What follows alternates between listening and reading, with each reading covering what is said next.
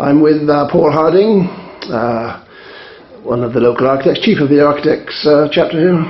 President of the Jersey Architects Association, yes. Right, we're discussing the document, the Health Department document on care in the community and related matters, and I'm just trying to get a view of what architects in the island, what the building profession is actually thinking about this. How do they view the degree of care that's required for people now and in the future? What's your take on it? Well, as an architect, I have designed and built care homes, residential homes, old persons' homes, and also assisted living homes. What I've never had happen to me is there's no client ever asked me to come and adapt their own house to suit a particular age-related ability issue. The scenario is that how adaptable are houses that exist at the present? Well, generally they're not that adaptable because you've got structural walls that can't be moved without some expense. You've got space issues and also staircase issues to get over. Homes that are being built now do have a certain measure of adaptability in that the building regulations require you to have a possibility of a hole through the floor for a future lift, larger space in the toilets and bathroom areas, and ability to turn a wheelchair and get it through a corridor from one end of the house to the other. But that's only a small proportion of our housing stock, and the question about living in the home and being supported in the home in your older age really relates to most of our housing stock. The thrust of this document is that the main aim is to get people out of residential care and into their own homes where possible. Now, the figures they're talking about are quite frightening, the doubling of the elderly population, but it's not, as you say, it's not just elderly people, it's young people. People from birth can be fairly severely disabled or need care and can require quite substantial numbers of people, facilities, buildings. The implications of this document, the preferred option according to them, is quite frightening. Well, I mean, you can do quite a lot with adapting a house for disabilities to enable people to live longer in their own homes. And I think socially, people do prefer to stay in the home that they used to and have their own living space. But at the end of the day, they have to be able to care for themselves.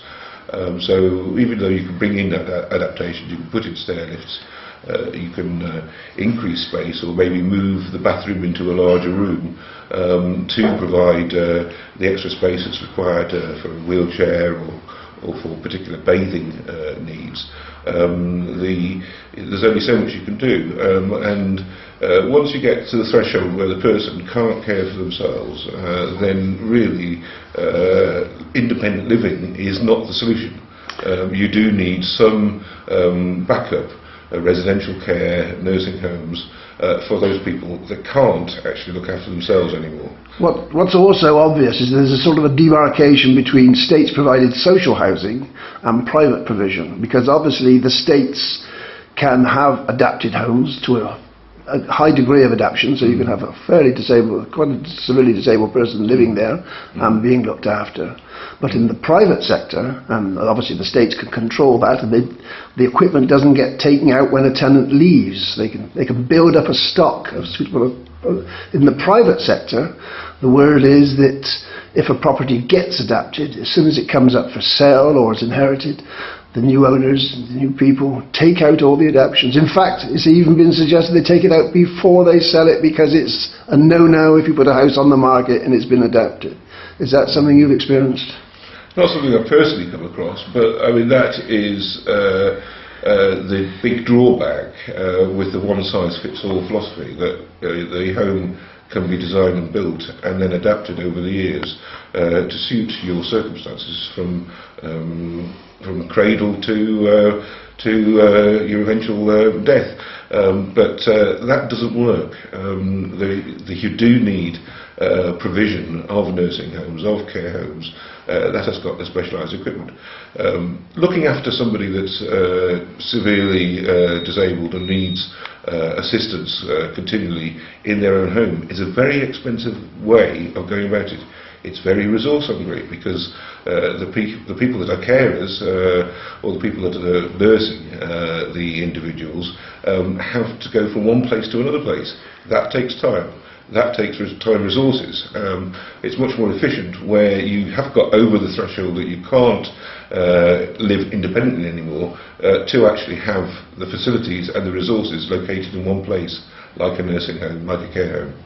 I presume architects as a body weren't consulted in the formatting of this document? No, I mean it's something that you've told me about, but I haven't come across it before. I haven't received any consultation document relating to it, although we are on the state's consultation list. But it's something that there is a relationship between the social and care provision and the build provision and what's possible and what's realistic. Of course, not everybody is an owner-occupier of their property. A very large proportion of the island rent accommodation, the private sector as well as the state's provision. Those people will seem to be in a particularly vulnerable position if they become disabled and living in rented accommodation. They may not be poor people, they may not be acceptable for the state's housing system, they may not be acceptable for provision, so they have to house themselves privately.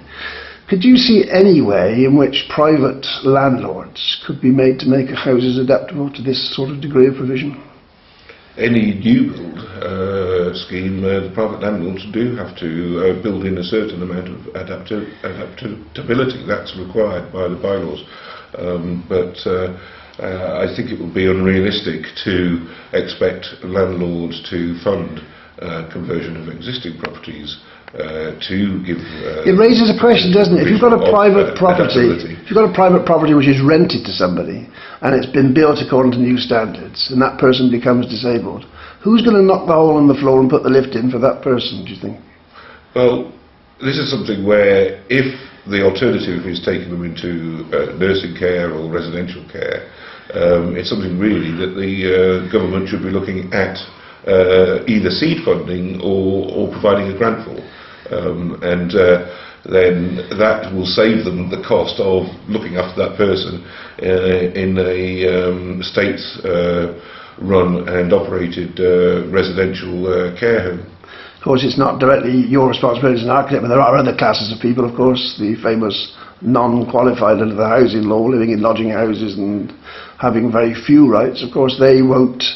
I can't see how they could benefit at all from a requirement that they should be cared for in their own homes, because obviously, by definition, they don't have homes, do they?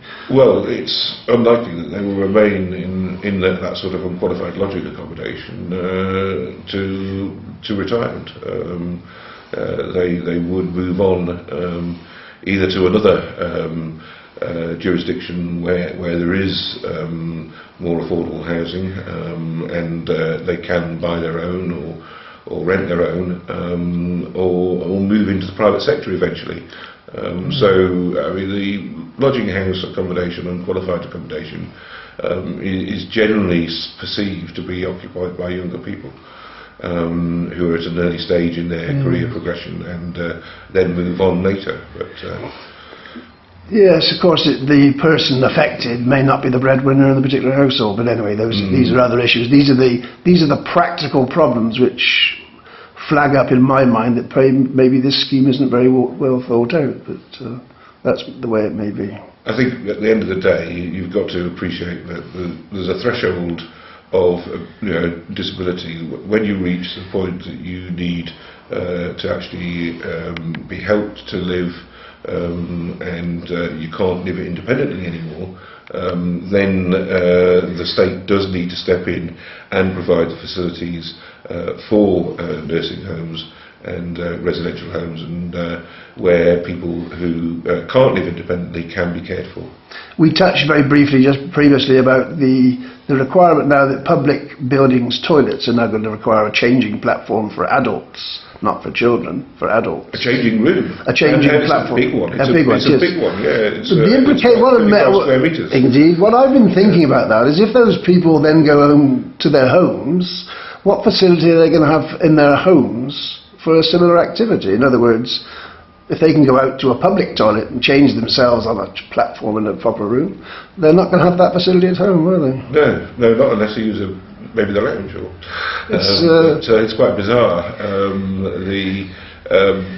The policy for changing rooms in public buildings has got yet to be worked out. It's a consultation stage, and we will be making some comments on the proposals. There is a place for it, and I understand that the Director of Building Control is aiming to achieve about 7 changing places around the island. That's fine, but I don't think we can actually apply it as a universal requirement. Of course, what we also touched on that, of course, as we all start off as babies, and we're all required, the parents, whoever brings us up, needs a changing table of some sort. Generally speaking, homes aren't even providing for that at the moment. I've never walked into a house, as you do to a public toilet, and found a changing platform. No, although you can buy them and bolt them to the wall if you want. Yes. Parents tend to use the table or the floor, or even, I'm told, the sink at times for that purpose. But that's really, I think, an easy solution, because it's quite possible for people, parents, to buy a changing table if they want to. Okay, I think that covers most things. Anything you wish to say? Anything further? No, I thought it was quite interesting to consider these issues. I mean, architects can provide solutions and come up with imaginative ideas to approach these built space issues in different ways. But the matter of ageing population really is a social matter that architects will have to respond to in due course, but it's something that needs to be decided by government. What is the policy, what is the approach going to be? And I don't think I can ever see the nursing homes and residential care homes being dissolved and the requirement disappearing. There will always be a need for caring for those older people that can't live independently anymore. Thank you.